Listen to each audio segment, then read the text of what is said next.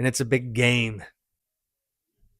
And that's all it's ever been, and that's all it will ever be. And that's why we can no longer play into this. There can no longer be second chances. There can no longer be benefits of the doubt. We have to have a zero tolerance policy moving forward when it comes to this type of rhetoric and this type of nonsense, because that's what it is.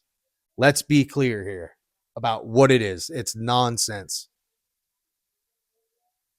I don't think I'm alone when I say that I've been had. I recognize it. I'm willing to accept it. I'm willing to humble myself and suck up my pride and admit that I have been had. Or maybe a better word is bit. And I think I'm in good company there, because I've heard the discussions that are raging across, a lot of social media about the things that are happening in the world right now. And it seems like, for the most part,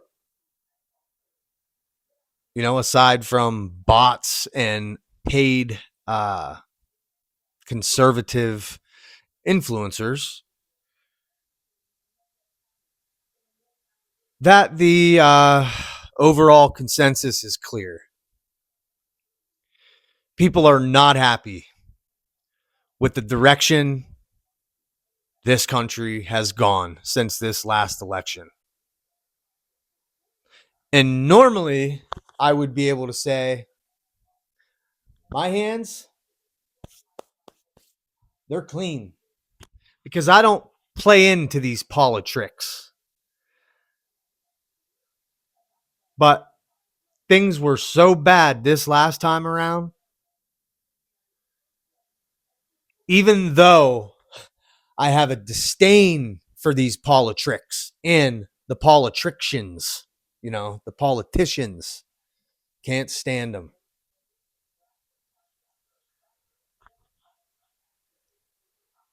I felt cornered. I felt like I was backed into a corner and I had nothing to lose. And so, for that reason, and I know I'm not alone here, I've heard this from many people feeling the same exact way. But for that reason, I gave in and I decided to play the game, right? Because what was there to lose? What was the other option? Kamala Harris and Tampon Tim? No. Definitely could not fathom the thought of that happening. And so, for a lot of us, we recognized that we were faced with these two evils, and it was a matter of, you know, the least of the two evils. Who's less evil. And so, for that reason, Trump got many of our votes. And, just got to admit it, man. I was had. Got played for sure. Like we all did. For those of us who can humble ourselves and swallow our pride and admit it. And I'll tell you right now, I am so anti-politics that I was never even registered to vote up until then. Like, I refused to play this game of politics. And I'll be honest with you, I'm not even sure I believed in it anyway. But like I said, what did I have to lose? I was willing to take the chance, because what was there to lose, really, right? I mean, we were at such a low place in this country. Something had to give, and so I just thought that, I mean, this is the option that represents, some sense of security, some sense of normality. After all, they weren't trying to turn our kids into freaking drag queens. And so, by default, that being the other option, they got the vote, right? And against my better judgment, with even playing along at all, that's what I did. Because I recognized how bad things truly were and what low of a place we were at in this country. I mean, it's just disgusting where we were at. And I couldn't stand it anymore. And so, yeah, for that reason, gave in and was had, clearly. And so it is what it is now, right? But I want to make sure, because this is my stance, and I really think collectively this should be all of our stances. If you are somebody where what I'm saying sounds, very familiar and relevant to the way that you were feeling at that time as well, well, then I think we need to build a coalition instead of building it around figures such as these. We need to build it around each other, and we need to unite and stand with each other here, because if that administration, that dream team that was put together, couldn't go in there and make the changes that they said they would make, it is never going to happen. Never. That's the simple truth. If they weren't able to do it, no one is going to do it. I mean, this man was not a politician. He was somebody outside of all of that. And so he was uniquely positioned to be somebody that could actually bring about the change that he campaigned on the campaign trail about. But they couldn't. They couldn't. I mean, here we are now in wars that were clearly stated not the objective of this administration. Actually, it was the opposite, to keep us out of these meaningless Middle Eastern wars and all these wars that we stand to gain nothing in. But yet here we are, you know. And what did we get? Oh, a closed border. That took what? A couple days and a phone call? Because this shit's all an agenda. It's all part of the narrative. And it's a big game. And that's all it's ever been, and that's all it will ever be. And that's why we can no longer play into this. There can no longer be second chances. There can no longer be benefits of the doubt. We have to have a zero tolerance policy moving forward when it comes to this type of rhetoric and this type of nonsense, because that's what it is. Let's be clear here about what it is. It's nonsense.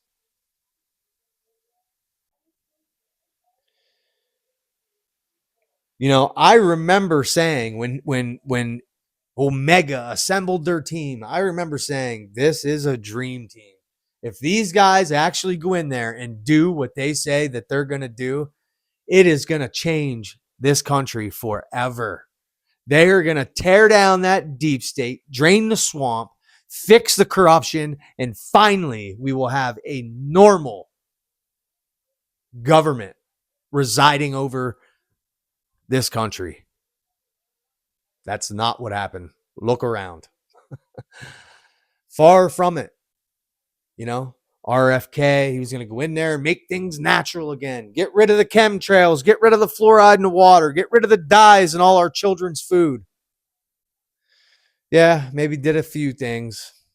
Definitely did not come in batting for the fence, though, I can tell you. I mean, it's a shame. And then old Elon Musk, going in there and peeking under all the covers and dismantling all the corruption and getting us our money back from all the fraud that's been taking place for all these years. Yeah. Boy, that lasted long, didn't it?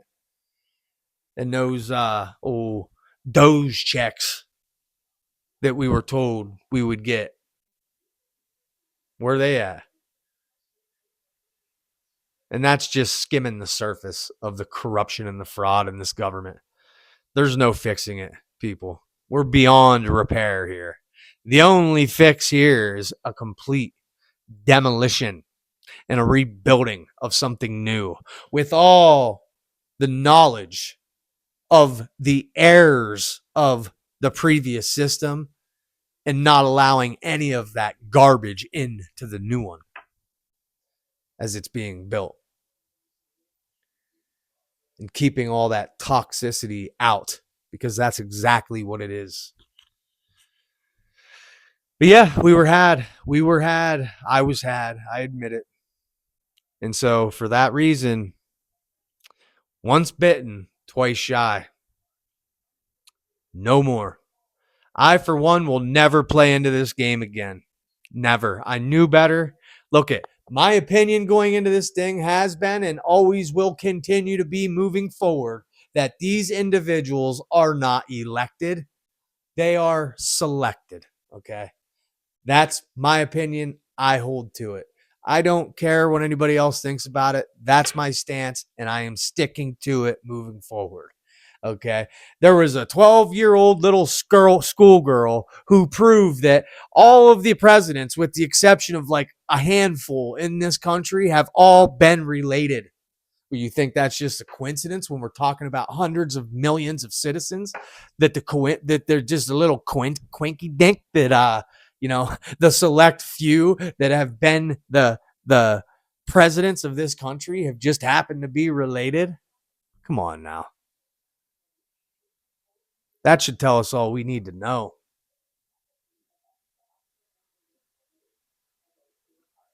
We need to stop playing their game. And that's my hope, that you see it the same way. Once bitten, twice shy. No more. Done. Done. I'm very shy now. Very shy. Very reluctant. No, not playing the game anymore. And, while we're talking about this once bitten, twice shy concept and the idea of not giving any more benefits of the doubt or second chances and having this zero tolerance policy for this type of nonsense moving forward, well, then we might as well include, while we're at it, the mainstream. Done with that. Completely done with that, right? If you don't recognize that for what it is now, I don't think you ever will. I don't think there's any hope. That whole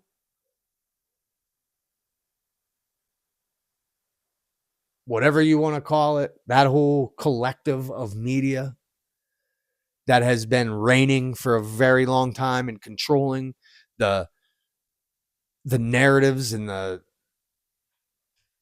even persuaded people, and a lot of what we're seeing today is a direct reflection of the impacts that media has had on the people and the decisions and the direction that we have went. And so for that reason, no more.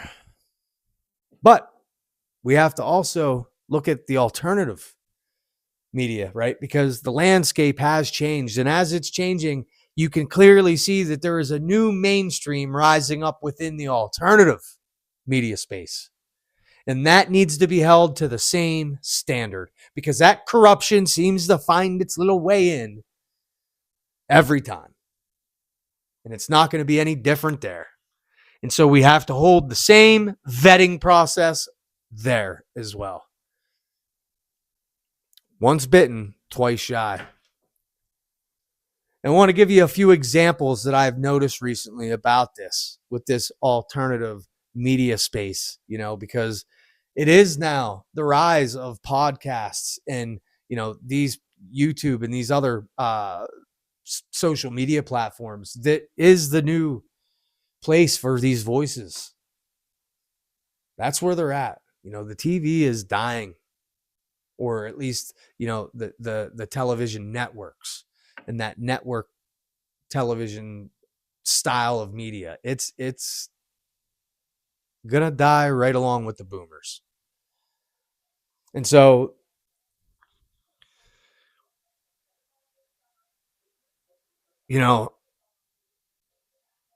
there are still the same people, the same elite people are still in power, and they're still in control, trying to orchestrate and run their little puppet strings behind the scenes here. And so now they're just recognizing that the mainstream has lost its power. Well, now they're looking for it in the alternative areas. And so they're trying to bring in their influence here, because one thing they don't want to lose is the power and control that they have over the narratives. Because when that begins to break down, well, then they lose their grip on control. And so they still have a way to get in and influence the influencers, whether it's through paychecks or, promises of fame and rising up, and, you know, all the things that have always worked, for these people. And so we have to be very leery of the voices that we're listening to, even in this alternative space. For example, the PBD podcast was a podcast that I remember when the very first one came out that I heard, and it was in the beginning stages of their podcast. And, in the beginning, there was very few people following. But I thought it was interesting how quick that seemed to take off and grow. And I'm not so sure that that was an organic growth, but, it is what it is. But regardless of that, I was following along for a long time, listening to a lot of what they had to say, because for a lot of things, it seemed like they were in alignment with my views and values on certain things. And a lot of the topics of discussion were things that I was interested in, and their opinions and views on those topics seemed to be in line with my own. And so for that reason, I thought that this was a group of guys that I could highly respect and get behind. And so I did, for a long time, listen to that podcast. And I'll never forget that, like 6 months ago, I was listening, and this wasn't just one podcast. This went on numerous different occasions that I can clearly remember. But you have a couple characters on that podcast, one being Adam and the other being Vinny. And old Vinny was always just going off about these files and how they need to be released. There needs to be accountability. There has to be justice brought for these victims, which I absolutely agree with. Absolutely agree with. But yet you had Adam. Every time it would get handed off to him, he'd be sure to try and tear that down. And he'd go on about how, Vinny, that's all you worry about is these files. No one cares about these files. It's like 0.1% of the population in this country even cares about them files. There's so many more important things to be worried about. It's only people like you that don't have anything better to do that are always focused on these files. And it's just people who are, whatever he said. I remember it. You should check it out yourself, because he's pretty much, if you're someone like me that was interested in these files and to see what they had to say, well, then he was pretty much slandering you, pretty much saying that you are a loser and have nothing better to do than worry about these conspiracy theories. And I heard him spout this nonsense over and over and over again on numerous podcasts. Every time it would come up, Vinny would get upset. He'd be bitching about it. And then you'd have Adam, come through and try and say how it wasn't important and how no one cared. But then the interesting thing was, about a month or so ago, I was listening to one of their podcasts again after the files came out. And so they were talking about this, and it got handed off to Adam once again. And immediately I said, put on the brakes, baby. I do not care what Adam thinks. Why would anybody give a shit what Adam thinks? I couldn't even bear to listen to what he had to say about it. And it was a whole different tune then. Oh, shut up, Adam. I don't care, and neither should you care what Adam has to say about these files. You know why? That's what he had to say about it then. It wasn't important. It's nothing anybody should be worrying about. He wanted to act like everybody who was concerned about this topic were losers and had nothing better to do. Well, guess what, Adam? Us losers, we don't care what you think about any of it now. And so this is what I mean. Clearly, this guy is delusional and he has a false perception of this reality that we are all in. Okay? And he's not in line with truth, or he would be seeking after it. But no, he's just whatever he is. I don't even know. I'm not here to bash anybody, but I'm telling you, I do not have time for people like that, and neither should you. Once bitten, twice shy. No second chances. You had your chance. You could have stood up for what was right at the time. You didn't. You took the lower road. You stay on it, buddy. Who's foolish now? You. And I just so happen to choose not to listen to foolish people. And neither should you. And another one, Ben Shapiro. Him and his little midget horse that he rode in on. I'm not sure he rode in on a horse at all. I think his eyebrows carried the horse and him to where he was going. But regardless, how anybody could care what Ben Shapiro has to say about anything, or how you could even listen to his voice without your ears screaming and bleeding, I don't know. And I'm not sure anybody really is listening to this guy anymore. I think he's just buying YouTube videos at this, ads at this point. But, again, for a long time, he was going off. I mean, you can go see the clips and videos about there's nothing to see in them files. They've been all through it. There's nothing there. We need to move on to these new important topics. Oh, really? Seems like there was a lot there, Ben. So why should I listen to you now? I'm not. Not that I could. I can't. Like I said, my ears bleed when I hear his voice. I don't know how anybody can stand the guy. But again, once bitten, twice shy. You had a chance to be truthful. You had a chance to be, balanced in your approach to these type of topics when you clearly didn't know anything. All you're listening to is propaganda from the same mainstream and the same agencies that have been caught in lies after lie after lie. And you're going to go on and stake your reputation on what they are saying? Wasn't the right approach, bud. But that's what you took. So now you can live with it. I don't care what you think. I don't care what you have to say about that topic or any for that matter. And neither should you.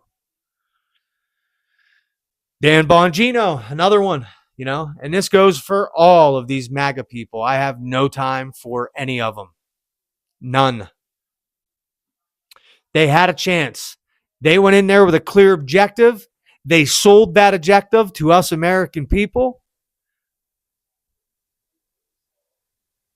And instead they bit us. And so for that reason, no more. But Bongino, he went on and on and on for a long time on his podcast before going back into the government, in his FBI role or whatever he was, but he clearly stated, nothing to see here, folks. I've been through them files. There's nothing there. I seen all the stuff with the prison, and he clearly killed himself and all this stuff, he staked his reputation on it. Well, now you get to reap what you have sown, Bongino. Again, coming in, leaving that post and coming back into this space and starting his podcast again. Can you believe the audacity that it takes to do such a thing after what he did?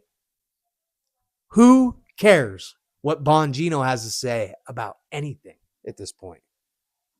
But again, I'm not sure people do, because luckily people are waking up and they see things for what it is. And as this media landscape continues to change, new voices are rising up. And so we can cancel out the noise of all these other voices. When we've been bit, you're done. I gave you my ears. I gave you my mind once. You wrecked it. You're out.